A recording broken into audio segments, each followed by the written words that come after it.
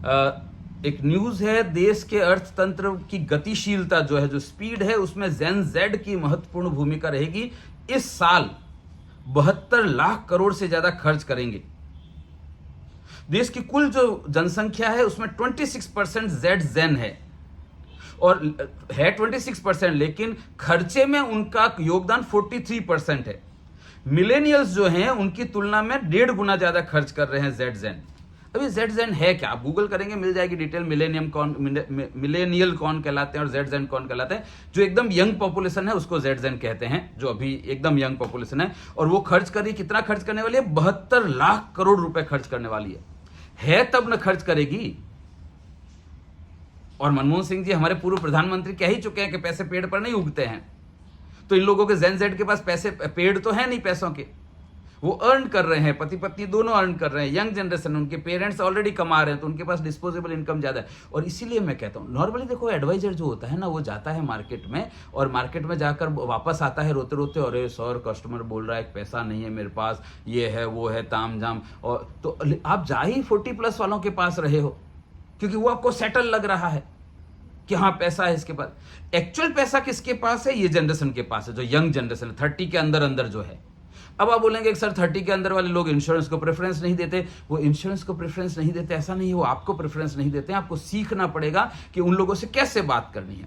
उन लोगों से, जो नई जनरेशन है जेड जेन जो है, उसके साथ आप उस तरीके से बात नहीं कर सकते जिस तरीके से 150 साल से आप कर रहे हैं कि सर बहुत बढ़िया प्लान है। उसके पास मोबाइल है, उसको पता है ऑलरेडी क्या प्लान बढ़िया है, क्या प्लान खराब है। उसको एडवाइजर चाहिए।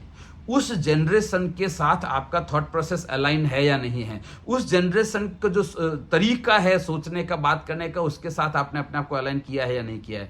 उस जनरेशन को अप्रोच करने के तरीके वो नहीं चलेंगे जो अब तक चल रहे थे, है ना। तो जब न्यूज़पेपर में न्यूज आती है कि जेन जेड जो है वो 72 लाख करोड़ रुपीस खर्चा करने वाली है, तो इसका अगर 10% भी अगर आप इन्वेस्टमेंट करवा देते हैं, उनको सीखना पड़ेगा। लाइफलाइन बैलेंस शीट उनको बतानी पड़ेगी। तो आप बोले सर वो तो हमारी बात ही सुनने को तैयार नहीं है। क्यों सुने वो आपकी बात?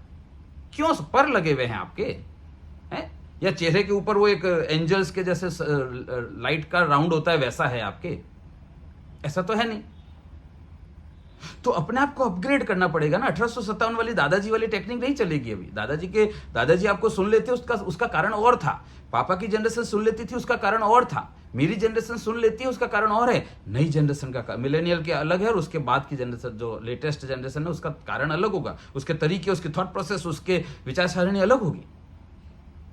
तो अपने आप को अपग्रेड करना पड़ेगा।